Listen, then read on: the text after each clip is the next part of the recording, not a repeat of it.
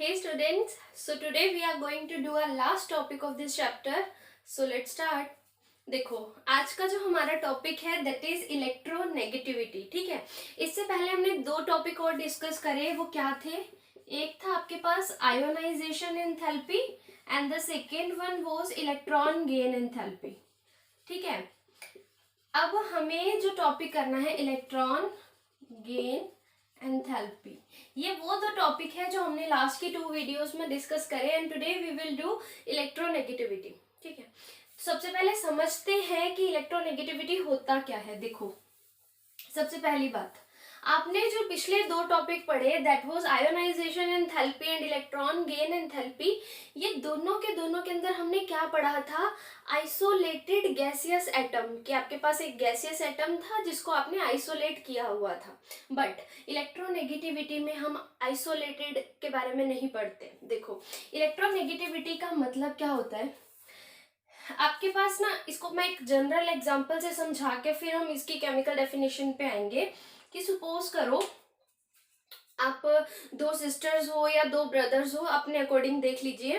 तो आपके पास ना, आपके पेरेंट्स ने आप दोनों को एक चीज ला कर दी. ठीक है, सपोज अगर मैं गर्ल्स की बात करूं तो क्या है, मान लो आप सिमिलर एज के हैं, दो सिस्टर्स, और आपके मदर ने आपको एक ड्रेस ला कर दी और ये कहा कि ये जो ड्रेस है ना वो आप दोनों मतलब बारी बारी से पहन लेना. ठीक है, अब क्या है, मान लो उन दोनों सिस्टर्स में से कोई एक ऐसी है जिसको ना नए कपड़े डालने का बहुत ज्यादा शौक है.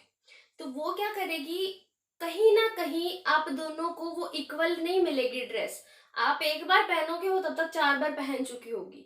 मतलब हुआ क्या यहाँ पे, वो चीज दोनों के अंदर थी बट एक का कब्जा जो था ना उसके ऊपर, वो थोड़ा सा ज्यादा था. This is with electronegativity. अब मतलब इसका समझो, जैसे सपोज करो कोई भी एक बॉन्ड है HCl. ठीक है, अब एक बॉन्ड, सबसे पहली बात हम ये जो टॉपिक है वो डिस्कस करते हैं कोवलेंट बॉन्ड के लिए. अब देखो, सपोज एक बॉन्ड है HCl. एक बॉन्ड को बनाने के लिए क्या होता है, 2 इलेक्ट्रॉन चाहिए होते हैं, है ना. ये क्या है, कोई 2 जने हैं, वही जो मैंने कहा, और उनको कोई एक चीज मिली. होना क्या चाहिए था, जितना राइट इन दोनों इलेक्ट्रॉन पे इसका है उतना ही राइट इन दोनों के ऊपर इसका होना चाहिए था.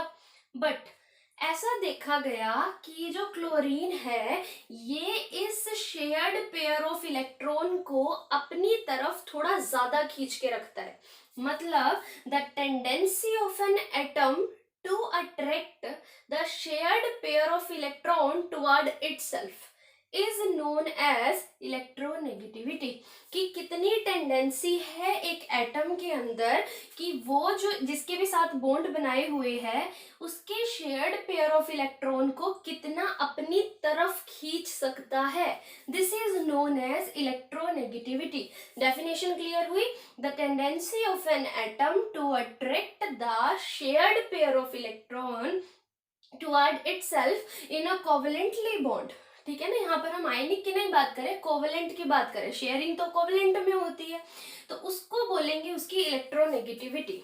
डेफिनेशन क्लियर हुई? अब हम ये देखते हैं कि जो इलेक्ट्रोनेगेटिविटी है वो जो आपने पिछला टॉपिक पढ़ा इलेक्ट्रॉन गेन एंथैल्पी, उससे किस तरीके से डिफरेंस है इसके अंदर. Electron gain enthalpy and electronegativity. देखो, पहला डिफरेंस तो आपने अभी पढ़ा कि ये जो प्रॉपर्टीज थी ना that was for isolated atom. कि आप एक एटम के बारे में स्टडी करते थे. लेकिन इलेक्ट्रोनेगेटिविटी जब आपने पढ़ा that was for sorry covalent bond.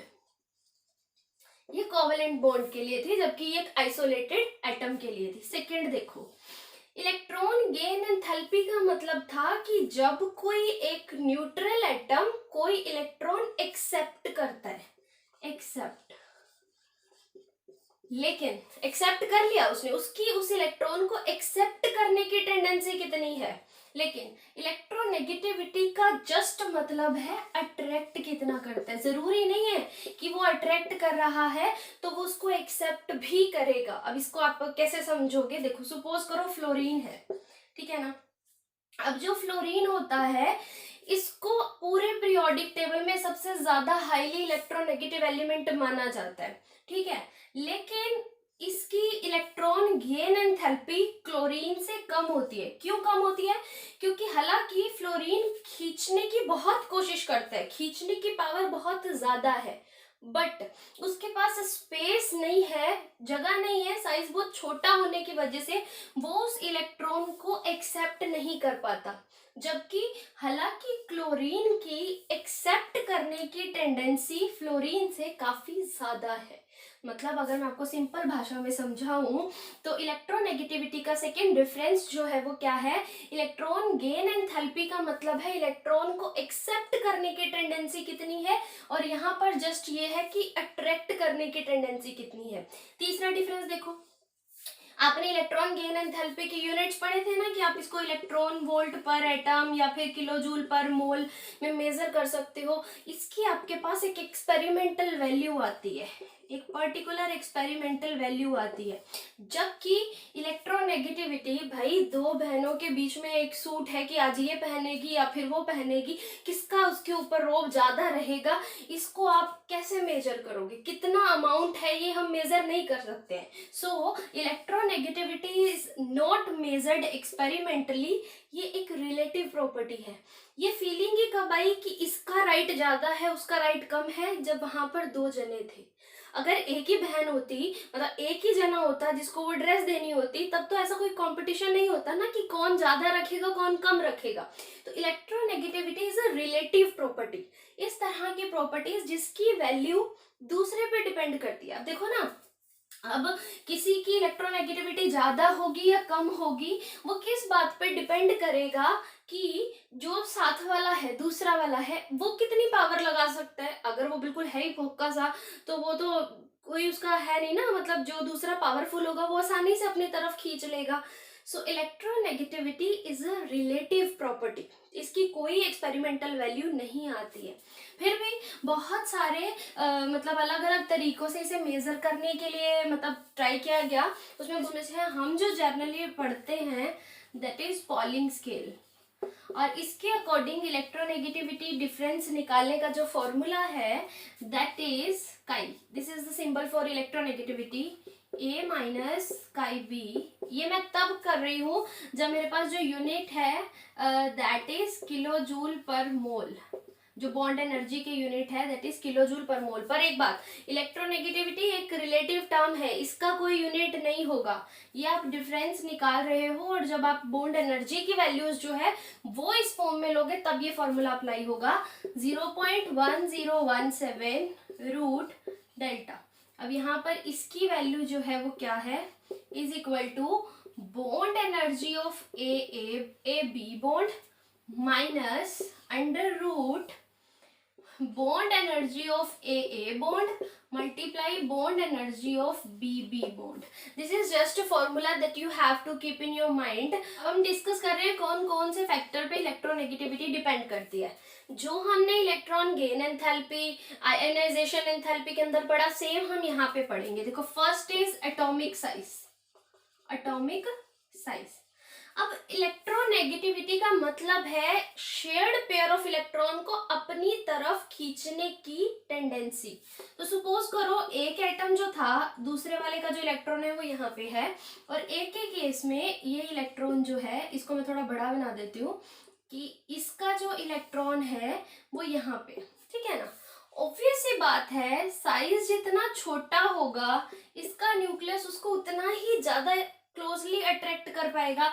Size जितना स्मॉल होगा ये इलेक्ट्रॉन को अपनी तरफ उतना ज्यादा अट्रैक्ट कर पाएगा। That means electronegativity is inversely proportional to atomic size. इसको मैं Z भी लिख सकती हूँ जर्नली, बट मैंने क्या लिखा, एटॉमिक साइज, ठीक है ना। Electronegativity is inversely proportional to atomic size. ये चीज आपने अगर नोटिस की हो तो आयोनाइजेशन और इलेक्ट्रॉन गेन एंथैल्पी के अंदर भी यही आया था। देखो नेक्स्ट किस फैक्टर पे डिपेंड करता है, वही same, nuclear charge. Nuclear charge का देखो सिंपल से एग्जांपल, अब आपके पास एक प्रोटॉन ऐसा है, मतलब एक न्यूक्लियस ऐसा है जिसमें 4 प्रोटॉन है, इसने एक इलेक्ट्रॉन को अट्रैक्ट करना है, और इसके कंपैरेटिवली एक ऐसा है जिसमें बहुत सारे हैं और उन्होंने एक इलेक्ट्रॉन को अट्रैक्ट करना है। ऑब्वियस सी बात है, जितने ज्यादा ये होंगे उतना ही इलेक्ट्रॉन अट्रैक्ट होगा, मतलब nuclear charge is directly proportional to electronegativity. समझ में आया? ये दो फैक्टर थे जो हमने आयोनाइजेशन में भी पढ़े थे, इलेक्ट्रॉन गेन में भी पढ़े थे। दो और देख लो। फर्स्ट इज, मतलब थर्ड अगर आप बात करें, साइज ऑफ कटायन। कटायन क्या होता है? जब पॉजिटिव चार्ज आता है किसी के ऊपर। अब एक चीज देखो आप, एक आपके पास कोई भी एलिमेंट है ऐसा, लाइक मैंने ले लिया Mn2 पॉजिटिव, एक आपने ले लिया Mn6 पॉजिटिव। आपसे पूछा जाए किसकी इलेक्ट्रोनेगेटिविटी जो है वो ज्यादा होगी? यहाँ पे देखो, इसके 6 इलेक्ट्रॉन्स रिमूव हो चुके हैं, 6 इलेक्ट्रॉन रिमूव हो गए, मतलब इसके अंदर जो न्यूक्लियर चार्ज होगा दैट विल बी मोर, क्योंकि अब इसके अंदर से इलेक्ट्रॉन निकल गए तो प्रोटॉन तो ऑब्वियस सी बात है ज्यादा हो जाएंगे, और इसका साइज भी छोटा हो जाएगा। साइज छोटा, इलेक्ट्रोनेगेटिविटी ज्यादा। तो साइज ऑफ कटायन में साइज जितना छोटा होगा तो उतना ही ज्यादा इलेक्ट्रोनेगेटिव वैल्यू होगी। सेकेंड देख लो। अब अगर आप बात करें साइज ऑफ अनायन की, देखो जैसे आपके पास है N3 negative, N2 negative, N1 negative, इसमें कोई आपसे पूछ ले किसकी इलेक्ट्रोनेगेटिविटी ज्यादा होगी? भाई इलेक्ट्रोनेगेटिविटी का मतलब है इलेक्ट्रॉन को अपनी तरफ अट्रैक्ट करने की टेंडेंसी। यहाँ पर ऑलरेडी इसके पास 3 इलेक्ट्रॉन एक्स्ट्रा है, एक और को कैसे अट्रैक्ट करेगा? कितनी ज्यादा क्राउडनेस और इलेक्ट्रॉन इलेक्ट्रॉन रिपल्शन होगी। इसमें 2 इलेक्ट्रॉन एक्स्ट्रा है, इसमें 1 ही एक्स्ट्रा है, तो इसकी इलेक्ट्रोनेगेटिविटी ज्यादा देन इसकी, मतलब जैसे जैसे इलेक्ट्रॉन और गेन कर रहा है इसका साइज बड़ा होता जा रहा है, और अगर साइज बड़ा होगा तो इलेक्ट्रोनेगेटिविटी कम होगी।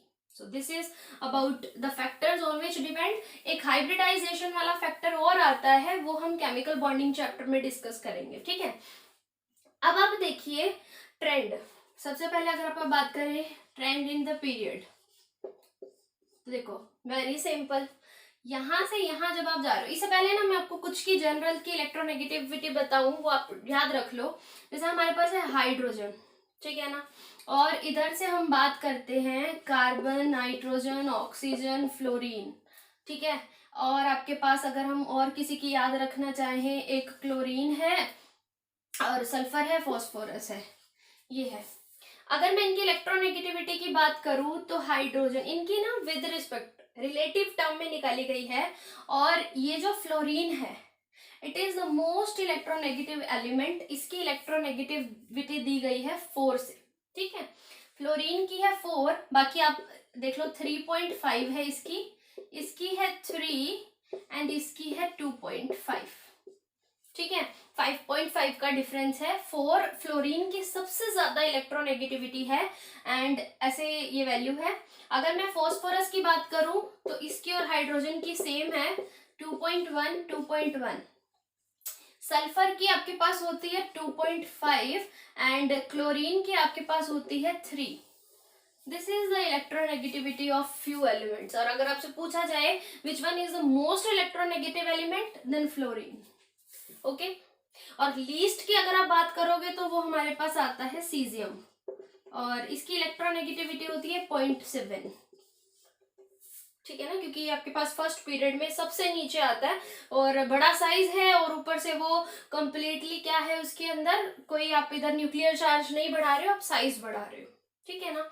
अब देखो तो पीरियड के अंदर इलेक्ट्रोनेगेटिविटी का क्या ट्रेंड रहेगा? अगर हम जनरल सी बात करें तो जैसे जैसे आप लेफ्ट टू राइट मूव करोगे न्यूक्लियर चार्ज बढ़ेगा। न्यूक्लियर चार्ज बढ़ेगा तो इलेक्ट्रॉन को अपनी तरफ अट्रैक्ट करने की टेंडेंसी भी बढ़ेगी। दैट मीन्स न्यूक्लियर चार्ज बढ़ेगा, इलेक्ट्रोनेगेटिविटी विल ऑल्सो हाई, ठीक है ना। एंड अगर आप यहां से यहां जाने की बात करोगे तो यहाँ पे एटॉमिक साइज बढ़ेगा, और एटॉमिक साइज बढ़ता है तो इलेक्ट्रोनेगेटिविटी डिक्रीज होती है। तो मतलब जो ट्रेंड आपने आयोनाइजेशन एंथैल्पी के अंदर पढ़ा, जो ट्रेंड आपने इलेक्ट्रॉन गेन एंथैल्पी के अंदर पढ़ा, सेम ट्रेंड है हमारा इलेक्ट्रोनेगेटिविटी के अंदर। बहुत बड़ा टॉपिक है, हम इसको और भी ज्यादा डिटेल में करेंगे जैसे हम हमारे फर्दर चैप्टर्स करेंगे।